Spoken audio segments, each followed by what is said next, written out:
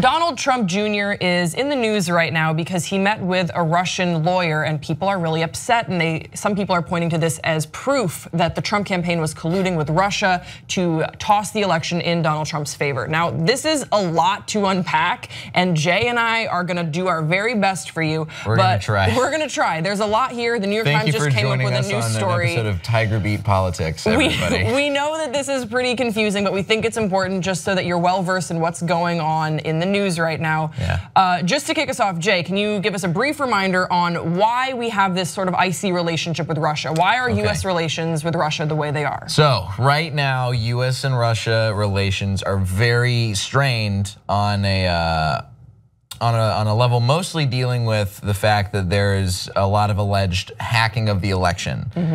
This is the main reason for investigation going on with the various Senate and House intelligence committees. It's the focus of Bob Mueller's investigation from the special counsel, since it's no longer being investigated by the Justice Department since they had to recuse themselves.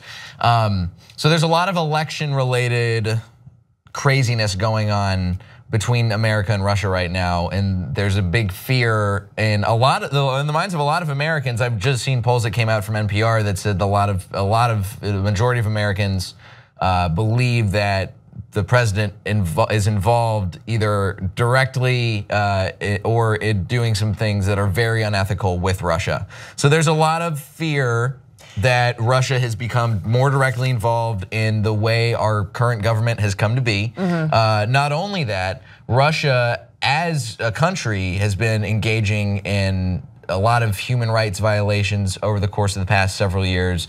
Their own election system has been proven to be very shady, especially over the past, it's hard to say several regimes, because it's really just been Putin and his lackeys coming back and forth into power. And there's been, any political dissent is quashed very quickly there. And it's basically kind of like a frozen nightmare country, and we're maybe going to be like their buddies. So, and whoever side you're on, if you are a supporter of Trump or if you are not a supporter of Trump, you want the election to have been honest. So I think that that's the undercurrent that makes people feel really unsettled. So if there is some collusion, you want to win honestly or you want to lose honestly. I think that that's something we can mostly agree on. So here's what's coming out about Donald Trump Jr. and meeting with a Russian lawyer. So apparently there was this meeting with the Russian lawyer whose name is Natalia Veznitskaya. I'm so sorry if I'm pronouncing that wrong. I think she's probably okay with it. I think she's probably, but again, she is a huge fan of Pop Trigger, so I'm so sorry, Natalia. The meeting took place on June 9th in 2016, and it was set up by Rob Goldstone, and Mr. Goldstone is a music publicist who has links to the Russian music industry. And he knew Donald Trump Jr. from the 2013 Miss Universe pageant. That's just how they made friends. Anyway, so Rob Goldstone set up this meeting with this Russian lawyer, Natalia and Donald Trump Jr. And it was because she had some damaging information about Hillary Clinton. Please keep in mind, this is not the plot to some terrible James Bond parody movie. This is all real news. This is all real news. So I'm just gonna break down what the BBC had written, and then I'm gonna break down what New York Times wrote about it this morning. It is thought to be the first confirmed private meeting between a Russian national and members of President Trump's inner circle. After the New York Times first reported the meeting on Saturday, Mr. Trump Jr. released a statement which confirmed that it had taken place, but did not mention whether it was related to the presidential campaign.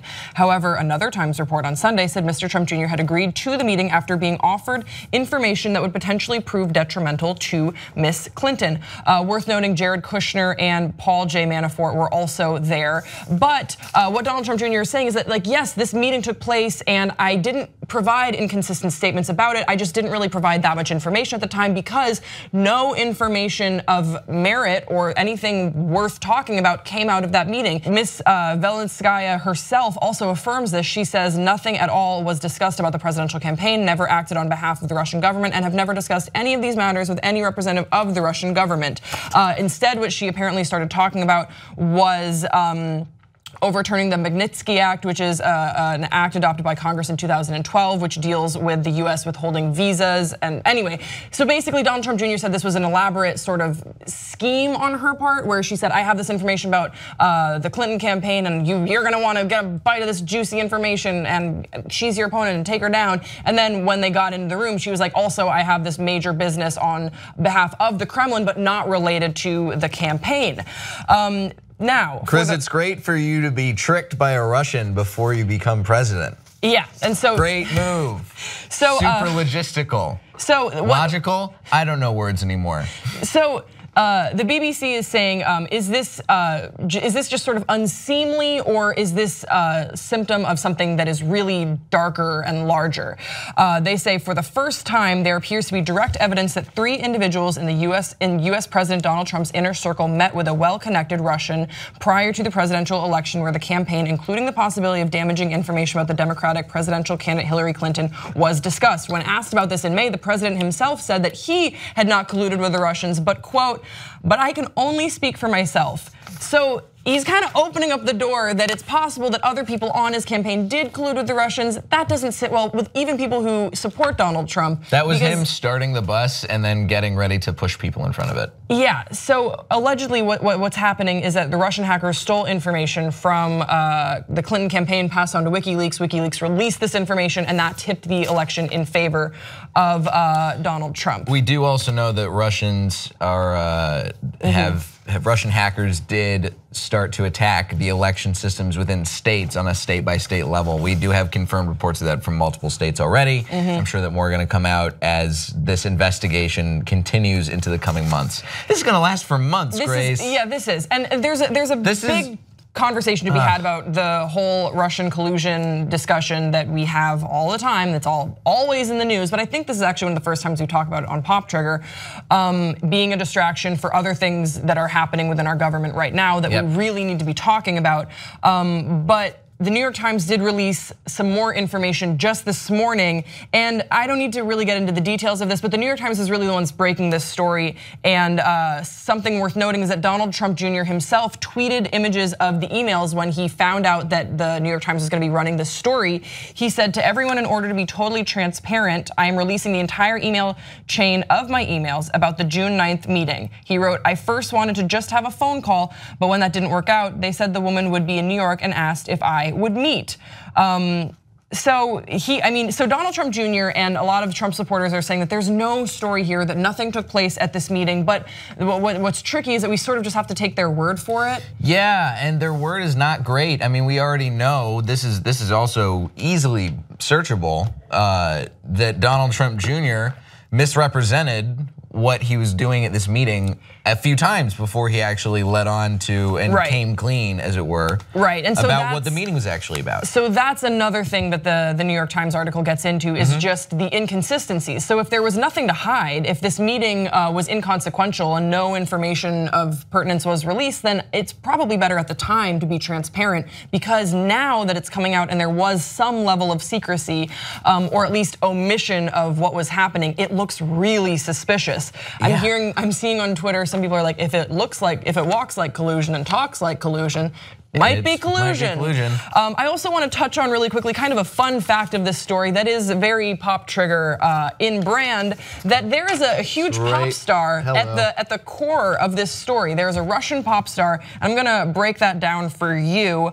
In the June 3rd email from Mr. Goldstone, remember this is his buddy from the 2013 Miss Universe pageant, Mr. Goldstone told Donald Trump Jr. that he was writing on behalf of a mutual friend, one of Russia's biggest pop stars, Emin Algorov. Emin, who professionally uses his first name only, just like Drake, is the son of Aris Algorov, a real estate tycoon, sometimes called the Donald Trump of Russia. And according to the New York Times, this is what their correspondence consisted of.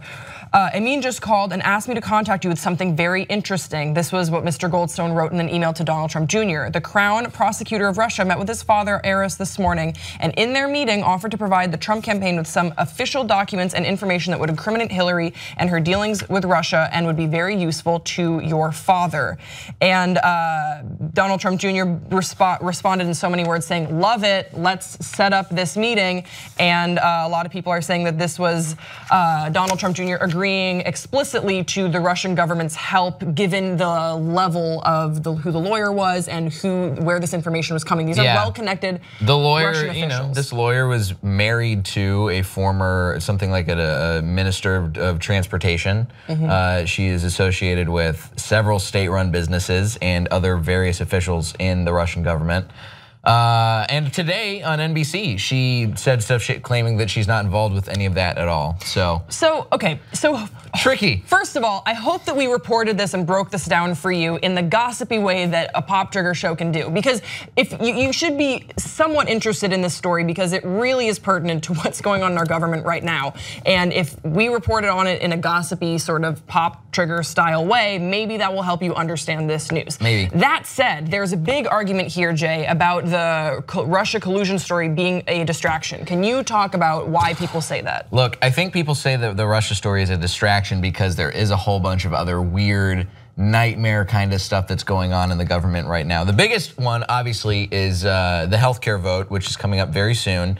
And the Senate is debating on this new bill that is their updated version of the House bill that passed.